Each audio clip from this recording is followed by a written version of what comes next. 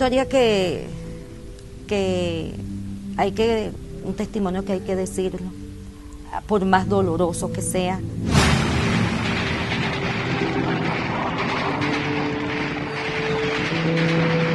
La década del año 1960 fue para América Latina una época de insurgencia. La experiencia de Cuba vino a ser un estímulo para la lucha revolucionaria en territorio latinoamericano.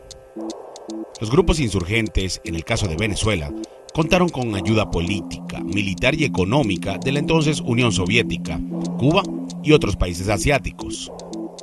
Para ese tiempo, los revolucionarios de la época habían desahuciado la lucha pacífica.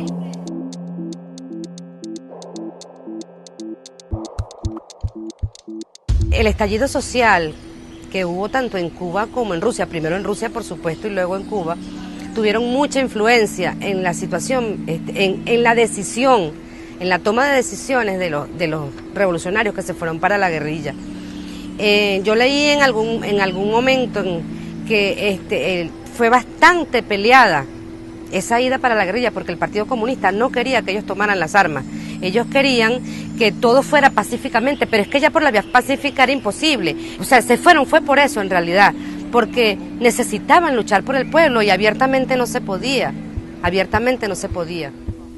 Porque, más que todo por la persecución que existía en esa época, porque no teníamos derecho de opinar o pensar diferente al régimen que estaba en esa actualidad. Entonces ya éramos perseguidos, ya éramos desaparecidos, hechos prisioneros, y eso también motivó a que se formara las guerrillas, pues porque para algún lado tenían que irse nuestros camaradas para salvar su vida y continuar con la lucha y por la libertad, pues.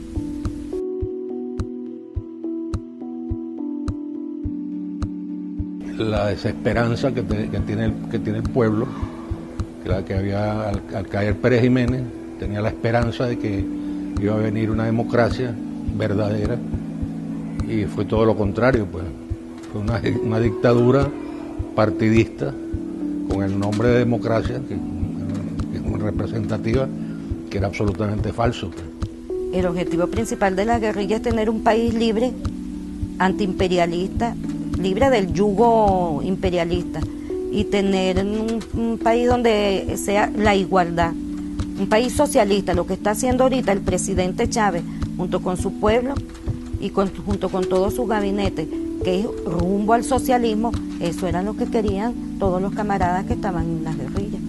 Por supuesto, ese reclamo del pueblo, que comienza a traducirse en manifestaciones, en protestas, es reprimido brutalmente por las fuerzas del gobierno de Rómulo Betancourt, y comienza en cada manifestación había 1, 2, 3, hasta 4 muertos, ¿no? Y empezamos a prepararnos para darle una respuesta armada. Llamamos a las armas y empezamos a organizarnos, primero en la ciudad y posteriormente en las montañas de casi todo el país.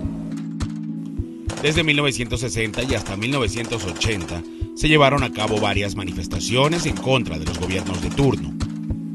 Estas movilizaciones eran reprimidas sin importar las consecuencias. Se realizaron movimientos cívico-militares como el Barcelonazo, la masacre de Cantaura, de Yumare, el Carupanazo, el Porteñazo, este último de mayor magnitud por las fuerzas involucradas y lo intenso de la lucha, que dejó un saldo de 400 muertos y 700 heridos, según cifras oficiales.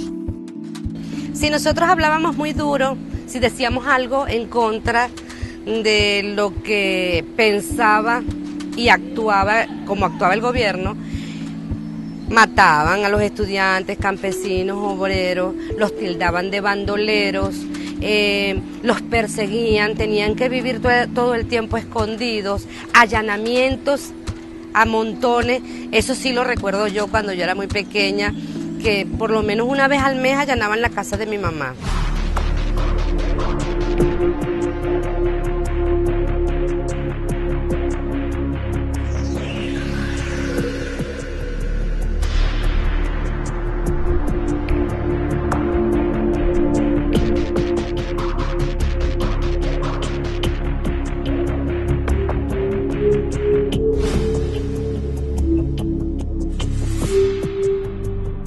Bueno, las personas que eran de izquierda, imagínate, hasta dónde llegarían, eran desaparecidas, muchos fueron desaparecidos, ¿me entiendes? Y el peligro que era, fíjate tú, era que no se llegara a la ideología de la revolución cubana, pues. Ellos nunca pensaron, pues, ¿sabes? Que ellos se apoderaron del país, pues, ¿sabes? Que eran una cuerda, como te estoy diciendo, de caimanes, devoradores que querían devorar el país, bueno, como lo hicieron, pues. Como lo hicieron, en 40 años lo devoraron, pues. En mi familia, yo me alcé a los 17 años. Y me fui a la montaña y después en la lucha urbana y después volví a la montaña. Entonces cuando comenzaron a perseguirme a mí, persiguieron a mi padre, a mi madre, a mi hermano, a mis tías, a mi abuela y le quitaron la nacionalidad venezolana a toda mi familia, a mí por supuesto, y a toda mi familia. Y abusos contra las familiares, los perseguían, los hacían presos, los amenazaban, los botaban del trabajo y les hacían la vida imposible. Eso fue un ataque tanto a las guerrillas urbanas como a las guerrillas rurales, de montaña. Eso eran bombardeos constantes y rastreos en las montañas y hasta los campesinos que vivían cerca de las montañas, que podían colaborar o no, ellos se imaginaban que eran colaboradores, entonces también arrasaban con ese caserío. Hubieron muchos militares y soldados que arrasaron con caseríos donde hicieron violaciones de jóvenes, mujeres, de distintas edades, y mataban a los hombres y a los que vivían en esos caseríos. El gobierno se afincó en tirar a los cuerpos represivos a esas montañas para acabar con los campesinos, para acabar con los guerrilleros. De hecho, hay un cuento, o mejor dicho, una historia bastante desagradable y triste de algo que sucedió en esa época. 40 soldados se violaron a la esposa de un campesino, el campesino era colaborador con la guerrilla, para que el campesino dijera dónde estaba la guerrilla. Y el campesino no habló, pero se violaron a su esposa, 40 soldados. El campesino no habló porque él pensaba que ese era parte del sacrificio que le estaba haciendo, porque aquellos hombres que estaban un poco más arriba en esa montaña eran los que defendían sus intereses. Un día antes, como lo dije anteriormente, habían matado en El Paraíso a mi compañero y a Botini Marín. Y a las 24 horas llega el ejército, la PTJ, la Policía Municipal del Estado Aragua, la DICI, llega la Guardia Nacional y llegaron arremetiendo, disparando a la casa, sin importarles quiénes estaban adentro, sin importarles si habían niños, mujeres, ni nada. Habían 4 camaradas que estaban ahí reunidos. El que estaba comandando esa acción de represión fue el comisario Basilio. ¿Quién es el comisario Basilio?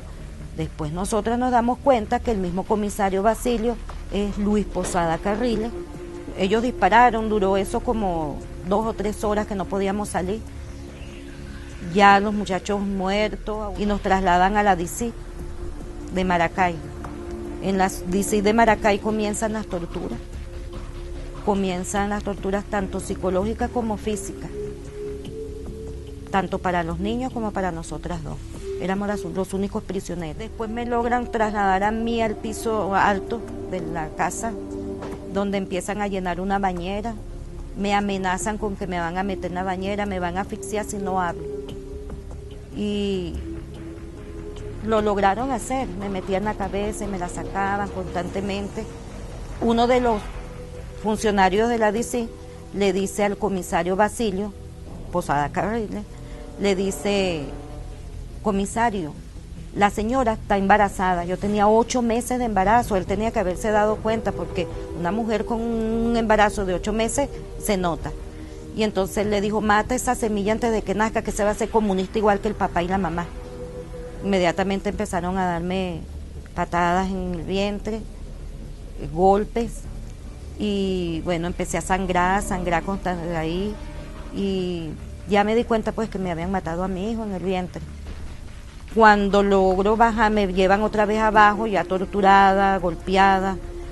Yo oía los llantos de la hija de mi hermana. Tenía 24 días de nacida esa niña. Entonces le digo, ¿por qué llora la niña? Entonces me dice, mira cómo me la quemaron. Posada Carriles, comisario Basilio dio la orden para que le quemaran las piernas a la niña con cigarrillo para que mi hermana hablara. Y ahí estuvimos mi hermana y yo 6 meses en los sótanos de la DC presa. Y de esos 6 meses duré 17 días con mi hijo muerto en mi vientre. Y yo no me cansaré de dar mi testimonio, mi hermana no se cansará de dar su testimonio, para que se conozca todas las violaciones de los derechos humanos que sucedieron en la Cuarta República.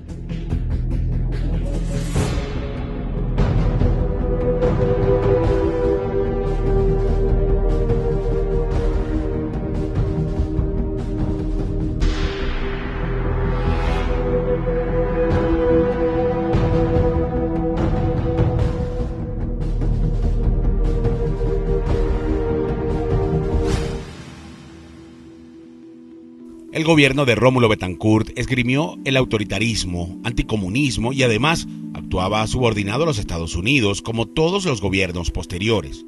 Este país del norte comenzó a crear bases militares en América Latina desde 1939 y entrenó militares de cada país para, supuestamente, combatir el terrorismo.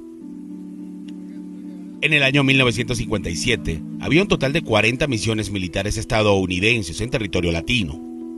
Que Estados Unidos, la CIA, todos los gobiernos norteamericanos, que parece que es que los hacen con el mismo molde a todos los presidentes, todos los gobiernos norteamericanos quieren meter mano en este país, en Latinoamérica, sobre todo en este país, porque este país es un país muy rico.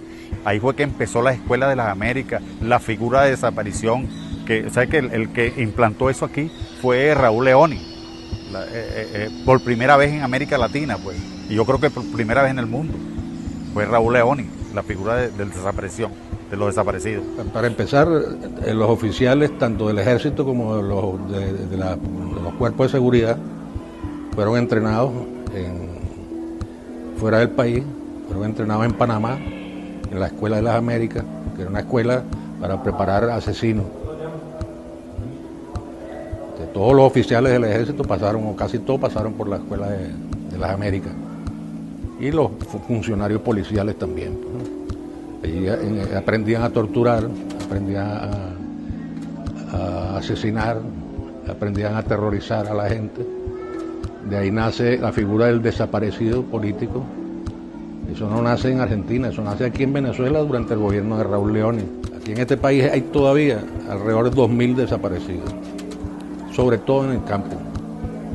Aquí se arrasaron aldeas completas, caseríos completos, y niños, mujeres, hombres, ancianos, eso desapareció completamente y nadie sabe dónde están.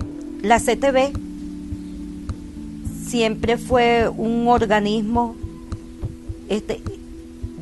como se dice, esclavo del imperialismo, y todo se basaba en ayudar al capitalista y, como se dice, desmejorarle todo al pueblo. Y aquí hubo mucha injerencia de la CIA. La CIA tuvo mucha injerencia en combatir las guerrillas y en combatir a todos aquellos que pensaran diferente al gobierno que estaba actual. Los gobiernos norteamericanos, la CIA, el imperio norteamericano, quiere echar el guante. Entonces tienen a sus lacayos, los ricos venezolanos, que son los que quieren acabar con todo lo que uno está construyendo, porque a ellos no les interesa el pueblo. En 1945, el gobierno norteamericano estableció en Venezuela su misión militar, y fue en 1957 cuando los partidos Acción Democrática, COPEI, Unión Republicana Democrática, firmaron el Pacto de Nueva York, que luego confirmaron un año después bajo el nombre de Pacto de Punto Fijo, donde excluyeron al Partido Comunista y toda fuerza popular que surgiera del pueblo. Estudios afirman que Estados Unidos tuvo influencia en la caída del dictador Pérez Jiménez. Yo pienso que el pacto de Punto Fijo tuvo mucho que ver en la agudización de ese proceso revolucionario, porque hubo más tortura, más masacres, más desapariciones, alrededor de 3.000, 4.000 personas del pueblo, porque los guerrilleros eran pueblo, y te puedes imaginar, Argimiro decía que él no había nacido para ser soldado, que él amaba la vida tranquila, la vida hogareña, la vida con sus hijos, la vida con sus padres, con su esposa, la vida familiar, pero que si el pueblo necesitaba soldados, él iba a ser uno de ellos.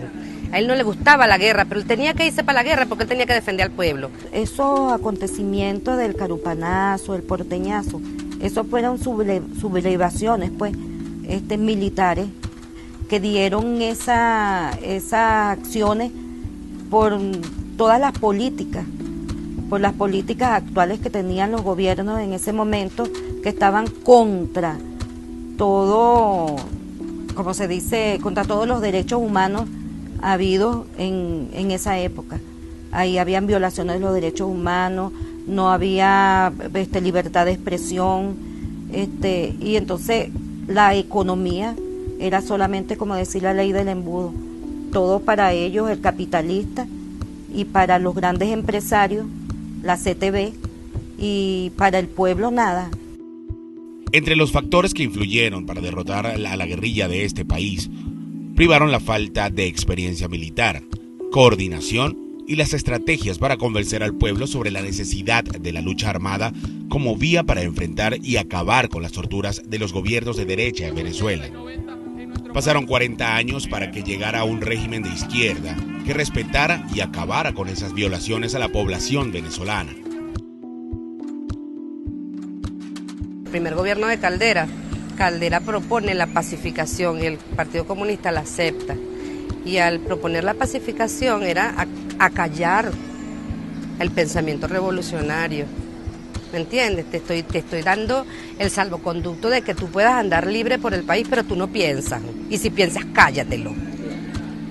Entonces yo pienso que la pacificación tuvo mucho que ver. Y ese el ataque constante tuvo mucho que ver en que se desmembrara, en que se fuera apagando esa llamita de la guerrilla. Nunca logramos conquistar al pueblo, esa es la verdad. Esa vanguardia fue incapaz de conquistar al pueblo, cosa que ha hecho casi sin echar un tiro, tirando algunos tiros, el presidente Chávez, que ha unido a toda Venezuela alrededor de la revolución bolivariana, antiimperialista, el camino al socialismo venezolano. Bueno, fíjate tú, la guerrilla fue derrotada porque fíjate, a raíz de tantas torturas y tantos bombardeos, fíjate tú que la Sierra de Coro fue bombardeada, asesinatos a campesinos, ¿me entiendes? Y se fue perdiendo la ayuda del campesinado más que todo, ¿ves? Ahora, los muertos, imagínate tú, todavía no han parado los muertos. Bueno, yo calculo que hay más de 7.000 muertos, porque fíjate, en el Caracazo, imagínate tú cuántos muertos hubieron en el Caracazo. Y en la guerrilla, imagínate, los desaparecidos. Ahí tenemos el caso de Pasquier, que todavía no ha aparecido. Y mucho. Mira, eso fue, para decirte, por los años 60, cuando estaba Rafael Caldera en el gobierno, que él dio la ley de pacificación, donde él decía que bajaran todas las guerrillas, se pacificaran y entonces entregaran las armas, y entonces era borrón y cuenta nueva. Pero eso fue una falsa, porque hubieron muchos compañeros que creyeron en eso y apenas iban bajando, lo iban hecho prisioneros y lo desaparecían, los mataban. Mira, para decirte cuántos muertos hubieron, son miles de muertos.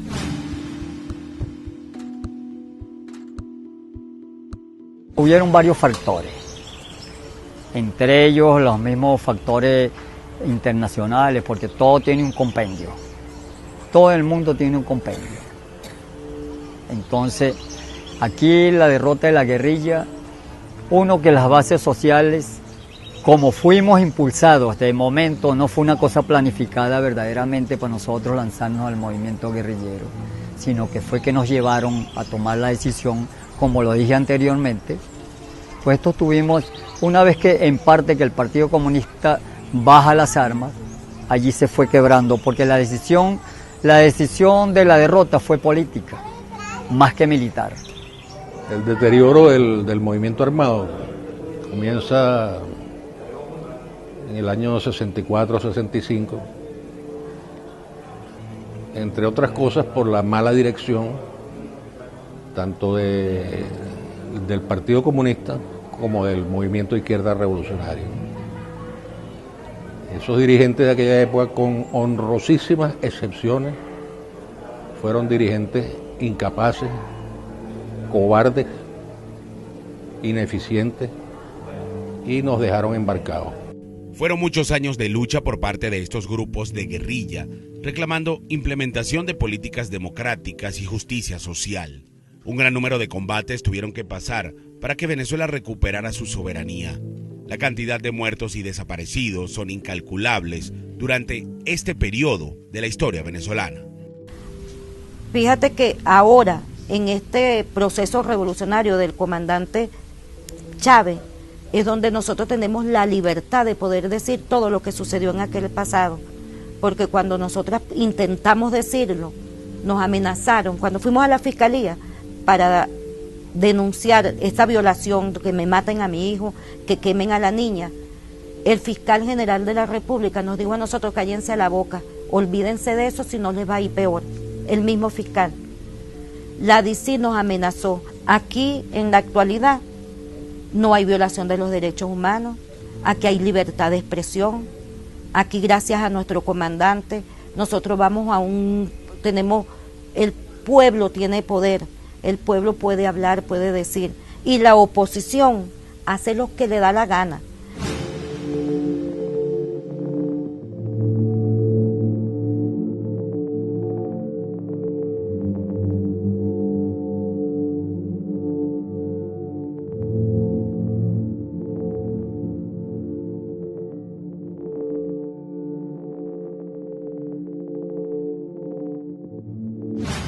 ¿Cómo comparas tú lo que hoy dicen ellos, que no tienen libertad de expresión, que si se les quiebre una uña es culpa de Chávez, que si una de las hijas de los ricos sale embarazada es Chávez el culpable? ¿Cómo crees tú, cómo comparas tú, cómo pones en una balanza ese tipo de cosas, como la mujer que la violan 40 hombres, 40 soldados, o que un chamo de 10 años es secuestrado y es torturado psicológicamente? ¿Me entiendes? Ese tipo de cosas, ¿cómo las comparas con lo que está pasando hoy? Aquí no está pasando nada. Esa gente hace lo que le da la gana. Es más, a veces yo pienso ellos tienen más poder que nosotros, porque uno tiene que hablar pasito, pisar pasito, no tropezarse con ellos. En fin, ellos pasan por un lado de uno e insultan a uno. Entonces, ¿qué pueden decir ellos de que aquí no hay libertad de expresión? Mira, nada más en desaparecido hay como 3.000. Contemos de ahí para acá. Desaparecidos, más los torturados, los asesinados, los fusilados. Tenemos una lista que no tengo ahorita cómo decirte, son tantos. Fusilados, torturados, mujeres que le cortaron los senos, no, le cortaron las partes íntimas, esos bandidos, y todavía dicen que ellos no son culpables. Y nosotros aquí se dice, mira, aquí hay unos presos políticos. Aquí no hay presos políticos ahorita, aquí lo que hay es una banda de delincuentes que están presos y los quieren poner como si fueran unos políticos. Muchos campesinos desaparecidos, que nadie recuerda sus nombres, pero son cientos y cientos y cientos. Nosotros tenemos registrados alrededor de 1.400 nombres de caídos en combate o muertos en tortura y desaparecidos. Acción Democrática y COPEI nos deben más de 3.500 muertos y no nos los han pagado todavía.